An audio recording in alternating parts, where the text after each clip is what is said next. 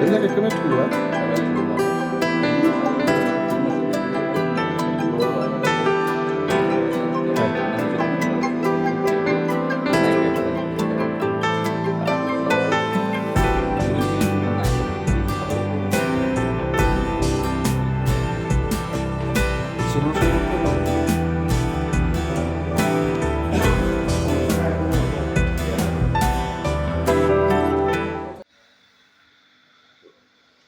আমাৰ এই অন্নপূৰ্ণা বীজ লাইব্ৰেৰীত 500ৰো অধিক থলুৱা ধানৰ বীজৰ লগতে অন্যান্য বীজো সংৰক্ষিত হৈ আছে আৰু প্ৰতি বছৰে ইয়াৰ খেতি কৰা হয় আৰু কৃষকক প্ৰয়োজন মতে ইয়াত অলপমান হ'লেও বীজ যোগান ধৰা হয় আৰু ছাত্ৰ ছাত্ৰীসকলেও ইয়াত সোঁত বয় আৰু তেওঁলোককো আমি ইয়াৰ এই থলুৱা বীজৰ সম্পৰ্কত জ্ঞান দিয়াৰ কাৰণে আমাৰ বিভিন্ন ধৰণৰ কাৰ্যসূচী চলি আছে।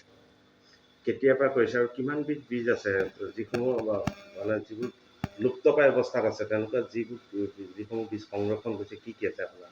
হয়, আজি 20 বছৰৰ ওচৰা-ওচৰি হ'ল মইতো খেতিয়কৰ সন্তানে খেতিৰ লগতে জড়িত আছিল। তাৰপৰা বীজ বুলি ক'লে আমাৰ ধানৰ ক্ষেত্ৰত কম এতিয়া শিয়াল শালি, গেজেপ শালি, জলডুবি শালি, সেন্দুৰী শালি, বুদুমণি শালি, এই শালি ধানৰ প্ৰজাতিবোৰ জেঙনি, সোৱাগমণি এনেকুৱা ধৰণৰ যিবোৰ ক'লা কণা মুচৰি, নেকেৰা এই ধানবোৰ প্ৰায় আজি পথাৰৰ পৰা নোহোৱা হ'ল। গতিকে সেই ধানবোৰ মোৰ ওচৰত আছে আৰু সেই ধানবোৰৰ পৰিচিত কৰাই দিওঁ বিভিন্ন ধৰণৰ ল'ৰা ছোৱালী আহিলে সেইখিনি সংৰক্ষণত মই সচেষ্ট হৈছোঁ। কেনেকৈ আহিলে মনলৈ এইটো যে এনেকুৱা ধৰণৰ এটা কৰিব লাগে বুলি? মানে চাওক, আমাৰ উত্তৰ পূৰ্বাঞ্চলত যথেষ্টখিনি ৰিচ'ৰ্চ আছে আৰু দেখিলোঁ যে ভাৰতৰ বিভিন্ন ঠাইত ইয়াৰ থলুৱা বীজ সংৰক্ষণৰ এক আন্দোলন চলি আছে বিশালকৈ। বিদেশৰ বিভিন্ন ঠাইত আন্দোলন চলিছে কৃষকসকলৰ মাজত, কিন্তু আমাৰ ইয়াৰ কৃষকসকল তেতিয়া প্ৰথম যেতিয়া আৰম্ভ কৰিছিলোঁ সিমান সজাগ সচেতন নাছিল যে আমাৰ থলুৱা বীজবোৰ সংৰক্ষণ কৰি তাক আমি উন্নত কৰি পেলাই আমি কৃষি কৰোঁ। গতিকে এইখিনি আমাৰ সম্পদ হয়, আমাৰ বোপা ককাসকলে আমালৈ এৰি যোৱা অত্যন্ত গুৰুত্বপূৰ্ণ সম্পদ আৰু জীৱন্ত এক সম্পদ বুলি ক'ব পাৰি, লাইভ হেৰিটেজ বুলিও ক'ব পাৰোঁ আমি। গতিকে সেই বস্তুখিনি যাতে আমি সংৰক্ষণ কৰোঁ সেই তাৰ কাৰণে মই নিজে আগবাঢ়িলোঁ যে অন্য কোনো গৈছিলোঁ যদিও সঁহাৰি নাপাই পেলাই নিজে বোলো কিবা এটা কৰিব লাগে, সেইটো কাৰণে এনেকৈ চলাই আছোঁ। আপোনাৰ অসমৰ লগতে বহিৰাজ্য বা দেশৰ বাহিৰৰ বিভিন্ন কৃষকৰ বিভিন্ন লোকে আপোনাৰ লগত যোগাযোগ কৰে। হয়, কোন কোন ৰাজ্যৰ পৰা বা ক'লৈ আপোনাৰ বীজ আপোনাৰ বিচাৰিছে বা নিছে? হয়, আমাৰ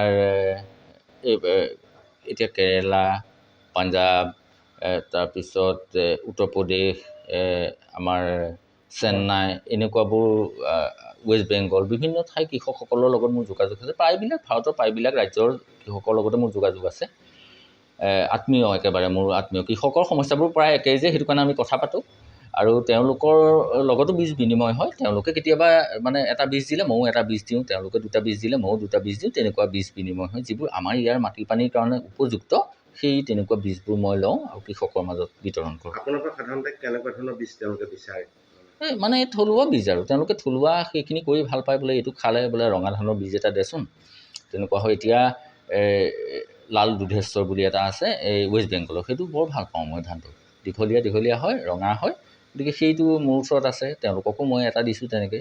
এতিয়া কুৰুম বাই বুলি চেন্নাই এটা আছে, তেওঁলোকৰ মই সেইটো লৈ পেলাই, সেইটো আকৌ ঔষধি গুণ আছে আৰু ময়ো এটা তেনেকৈ দিছোঁ। এনেকুৱা ধৰণৰ বিনিময় হয়, ক'লা ধানৰ প্ৰজাতি লৈ কেতিয়াবা এনেকুৱা। বহিৰ্দেশৰ লোকো আহে আপোনাৰ? আহে কানাডা, অষ্ট্ৰেলিয়া, ফ্ৰান্স বিভিন্ন ঠাই বিভিন্ন সময়ত লোক আহে। অলপতে ফ্ৰান্সৰ এজন আহি গৈছেহে। তেওঁলোকে যথেষ্টখিনি মানে উৎসাহ দিয়ে, আৰ্থিকভাৱে ভাবে যে বিদেশী মানুহ আহিলে আৰ্থিকভাৱে কিবা দিয়ে, পিছে বগা মানুহ দেখিলে, কিন্তু না মোক সেইবোৰ নহয়, মোৰহে খৰচ হয়। কিন্তু তেওঁলোকে উৎসাহ এটা দি থৈ যায়, গুৰুত্বটো মোক আকৌ জনাই যায় বৰ ভাল কাম কৰিছে বুলি, সেইখিনিকে লৈ আগবাঢ়ি গৈ আছোঁ। আৰু এইখিনিতে মই ক'বলৈ ভাল পাম, আমাৰ হেৰিয়াৰ এই এগ্ৰিকালচাৰ ইউনিভাৰ্চিটিৰ আমাৰ IIT গুৱাহাটী উৎপল বৰা ছাৰহঁতে এনেকৈ যথেষ্টখিনি মোক সহায় কৰে দেই, ব্যক্তিগতভাৱে যে তই এইটো লচোন কিবা এটা হেৰি কৰিবি, সেইখিনি মোৰ যথেষ্টখিনি আগবাঢ়ি যোৱাত সহায় হৈছে। আৰু আজি এই যিটো ঘৰত মই থিয় হৈ পেলাই কথা পাতি আছোঁ, দেৱজিৎ নেওগদা তেখেতে এই ঘৰটো দি পেলাই মোক যথেষ্ট উপকৃত কৰিলে। তাৰমানে অন্যৰ কাৰণে, মোৰ কাৰণে নহ'লেও অন্য অন্ততঃ এতিয়া মই আগত ডিছপ্লে গুৰুত্ব দিয়া নাছিলোঁ যে মই খেতি কৰিছোঁ, কিন্তু এতিয়া অন্ততঃ কোনোবা ল'ৰা ছোৱালী বা এইখিনি আহি পেলাই এইখিনি চাব পৰা হৈছে। অসম চৰকাৰৰ সহযোগিতাটো কেনেকুৱা? পোনপটীয়াকৈ মোৰ এই কামটোত তেওঁলোকে কৰিব পৰা চাগে বিশেষ নাই, গতিকে কিন্তু মই কৃষক হিচাপে মোক যথেষ্ট তেওঁলোকে উৎসাহ দিয়ে, আগবঢ়াই নিয়াত সহায় কৰিছে পানীৰ ব্যৱস্থা এটা কৰি দিলে চ'লাৰৰ। তাৰপিছত এই আমাৰ পঞ্চায়তৰ ফালৰ পৰা এইবাৰ এটা লেট্ৰিন বাথৰুমো দিয়া হৈছে। মানে আজি 2 বছৰ হ'বগৈ চাগে আৰু এইবছৰ সম্পূৰ্ণ। এনেকুৱা ধৰণৰ সহায় সহযোগিতাখিনি পাই থাকোঁ। ভাৰত চৰকাৰ কিবা সহযোগিতা পাইছে আপুনি? ভাৰত চৰকাৰৰ ফালৰ পৰা তেওঁলোকে এটা এৱাৰ্ড দিছিলে, প্লেন জিন'ম ছেভিয়াৰ এৱাৰ্ড বুলি 2017 চনতে। আমি 5জন আছিলোঁ, 3জনে পাইছিলোঁ, ফাৰ্মাৰ কেটেগৰীত মই পাইছিলোঁ। গতিকে সেইটো এটা ভাল এটা স্বীকৃতি বুলি ক'ব পাৰি।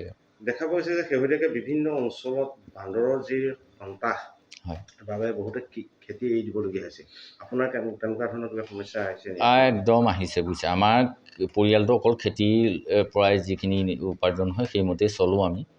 আমাৰ দেউতাইও তেনেকৈয়ে চলাইছিলে। এতিয়া মোৰ 3 বিঘামান 4 বিঘামান মাটি পিছফালে মই এইবছৰৰ পৰা খেতি কৰিব নোৱাৰোঁ আৰু। কঠীয়া পাৰিলেও কঠীয়াবোৰত উপদ্ৰৱ কৰে। ভোট জলকীয়া অলপমান লগাই থৈ দিম, যদি হয় আৰু কি হয় দেখা যাব। সেইবোৰো কেতিয়াবা তাহাঁতি ভালকৈ ডাল পোখা ওলাই গ'লে সেইবোৰো ভাঙে।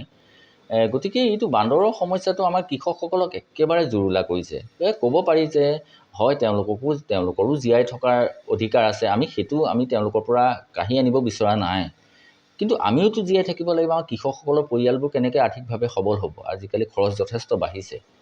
গতিকে আৰু মই এটা দৃষ্টিগোচৰ হৈছে যে আমাৰ বায়'ডাইভাৰ্চিটিৰো যথেষ্ট ক্ষতিহে হৈছে। তাৰমানে আমাৰ ভাল লেচু এজোপা, ভাল আম এজোপা, ভাল কৰ্দৈ এজোপা ঘৰৰ ওচৰত ৰোওঁ, কিন্তু এতিয়া সেইবোৰ ঘৰৰ ওচৰৰ পৰা কাটি পেলাই উঠাই দিছে মানুহে। তাৰমানে তাহাঁতৰ উপদ্ৰৱত সেইবোৰ নিজেও খাবলৈ নাপায়, এইটো থাকিনো কি লাভ, কাটি পেলাই উঠাই দিওঁ। গতিকে এনে এটা পৰিৱেশ হৈছে, মানুহ মানে যথেষ্টখিনি হেৰি হৈছে। মই একদম কৰপূতে নিবেদন জনাম যে যদি কোনোবা চৰকাৰী বিভাগ আছে এই বিষয়টোৰ লগত জড়িত, তেওঁলোকে অকণমান গুৰুত্ব দি কৃষকসকলৰ মনোবেদনাটো বুজি পেলাই যদি এটা পদক্ষেপ লয়, আমাৰ সকলো উপকৃত হ'ব। সকলোৱে তেওঁক মানে আশীৰ্বাদ কৰিব। কথা তেনেকুৱা।